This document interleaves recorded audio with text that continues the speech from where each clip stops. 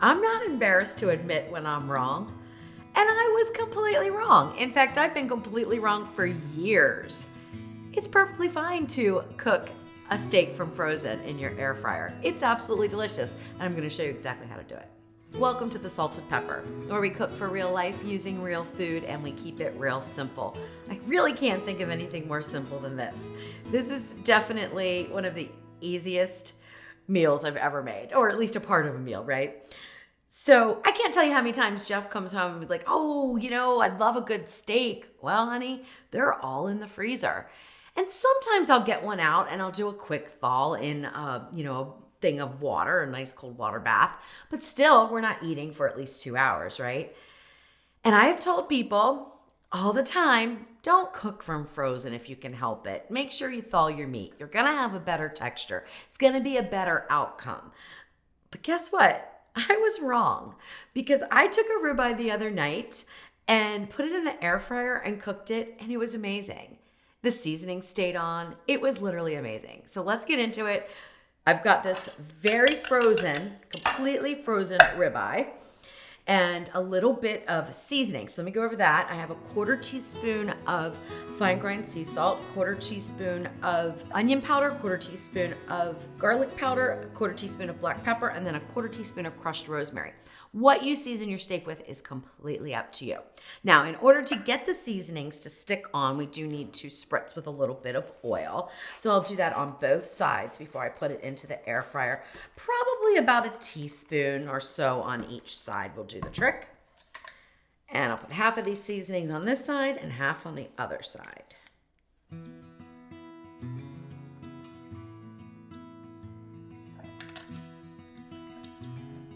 As a matter of fact, you know what I'll do is I'll go ahead and just put it right in to the Ninja Foodi. Now I'm using the Ninja Foodi as my air fryer, but you could use any air fryer in this recipe and it should work just fine. If your steak is a little bit higher up to the element, you might drop your heat a little bit. If it's lower down, you might increase the heat a little bit. All right, there we go. And of course, this is for, it looks like it's a good 1.5 inch ribeye. You could do it with other cuts of meat. I do recommend though something that's got some fat on it. I think they're always a little bit better, and I don't know, I think it'll be better from frozen if it has a little bit of fat on it too. If you have a thinner ribeye, you're just gonna cut your time down a little bit. All right, that looks great. No need to preheat the air fryer because we're starting from frozen. It's not gonna make that much difference. We're not trying to, crisp up some breading or anything like that, so no need to do that. Go ahead and turn your air fryer on. I'm gonna select the air crisp function here. Go up to 400, hit start. 20 minutes is what we want. We're gonna go for 20 minutes. I'll flip at 10. And then when it's done, I will leave it in for 5 minutes to finish cooking through, just with the residual heat. This is the timing that worked for this thickness for a medium rare, and I am the medium rare to rare steak eater, okay? So if you wanted it medium, you're gonna go a little bit longer with your time. I don't think you're gonna have to worry about getting too much browning on the outside or anything like that. So I don't think you're gonna need to adjust your temperatures at all, but you are gonna adjust your time. So you might wanna go 25 minutes, take an internal temp and go from there. If you like it well done, you're obviously gonna cook it for longer. For well done, you might look and see that it's getting too dark on the outside and you don't like that, bump your heat down, okay? And then cook to temperature. We always cook meat to temperature, not time. That's what's gonna give you the best result.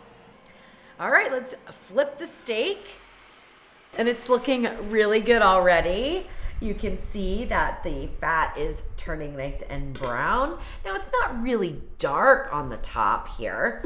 If you were using the Ninja Foodi and you wanted to use broil, you could do that too. And then we flip it because see how it's still really raw there. So now we're gonna close the lid and go another 10 minutes. And even though in my test recipes, it was a total of 20 minutes with a 5-minute rest period inside the pot to get to the perfect temperature, That could change today for different reasons. The steak could be a little bit thicker. Could be that I took it out a little sooner to cooking than maybe the last time. Maybe I had the steak out for longer the last time. So always cook to temperature. That's the point, not time. Okay, so invest in a good thermometer. I like the Thermapen MK4. And I think they even have something newer out than this one, but I really like this thermometer. It's my favorite of all the ones I've ever had, but it is a little bit pricey. So as long as you have a good, reliable thermometer, you can check the meat. And of course, somebody was asking me, well, can you put the probe in? You know, if you have a probe thermometer, can you put it in and do it that way? Or if you have the Steam and Crisp one lid model, could you do it with the probe? And the answer is no, because the steak is frozen. I mean, you'd probably have to get a little drill bit to drill in there. So really, no, that's not really feasible. Now, you might be able to insert it at this point and get it to work. So you can always give it a try.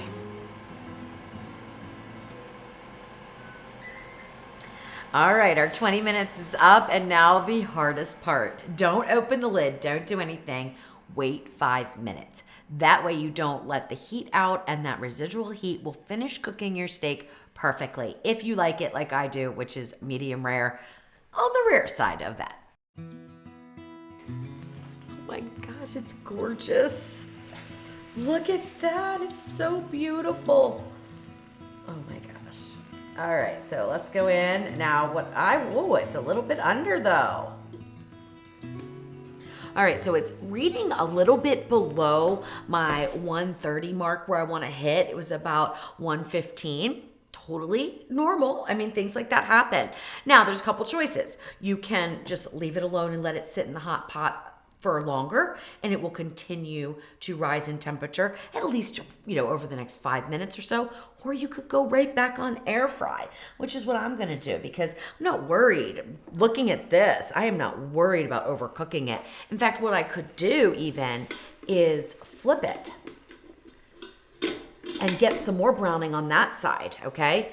So I can do that and hit Air Crisp and just hit start. Make sure our temp is really high though, and go another 5 minutes. Now, like I said before, I did a ribeye. It was about 1 inch. This might be a tad bit thicker, which is why it would take longer to cook. This is about maybe 1.5 inches actually, which is about what this is. So 1.5 inches. And it took 20 minutes with a 5-minute rest period. And it was absolutely perfect. It was at 1:30 after the 5-minute rest period, and it was delicious. This one, take a little bit longer. And that's what happens. That's cooking. So cook to temperature, not time. But this method works amazingly well especially for a ribeye, okay? I think it would also work with a filet and other cuts of meat. So try cooking from frozen when you're in a pinch.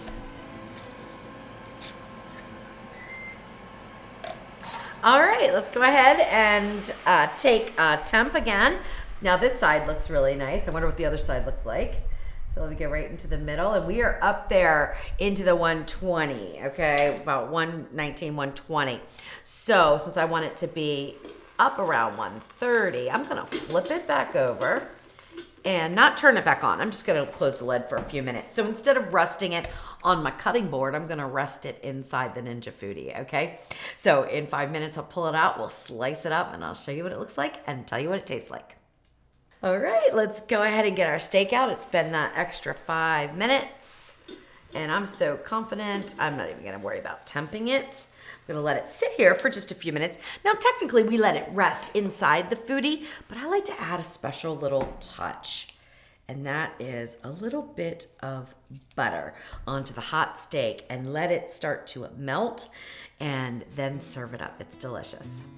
All right, let's go ahead and cut into it. Now, I always share my steak with my husband, so we usually make one ribeye, but if you wanted to make two, you could. If you can fit it on the rack, you can make two. It's no problem. And I'm gonna cut it straight down the middle here. Oh my gosh. Look at that. It's so beautiful. That is absolutely perfectly cooked. In fact, it might even be a little bit over overcooked for the way I like it, but that is a really nice medium rare, okay? So we went a total of 25 minutes at 400 and then 10 minutes of that sit time. Now, if I was to make this again, I might do 25 minutes of air crisp with just a 5-minute rest time, okay? Because I could definitely go with it being a little bit less cooked, but it looks absolutely beautiful. But it doesn't matter what it looks like, it matters what it tastes like. I'm so excited about this rendered fat and everything of the ribeye. Oh my gosh, this just looks so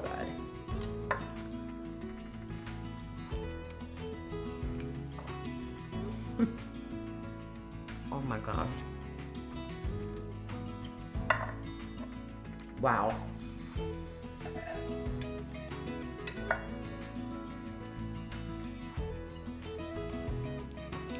Gotta get some of that butter. Oh. Absolutely amazing. And I am so happy to be wrong. I've never been happier to be wrong. I will do this again and again and again. So the next time Jeff wants ribeye at the last minute and they're in the freezer, I have no issues throwing it into the air fryer. So I hope you give this a try. You're gonna absolutely love it. And remember, cook to temperature, not time.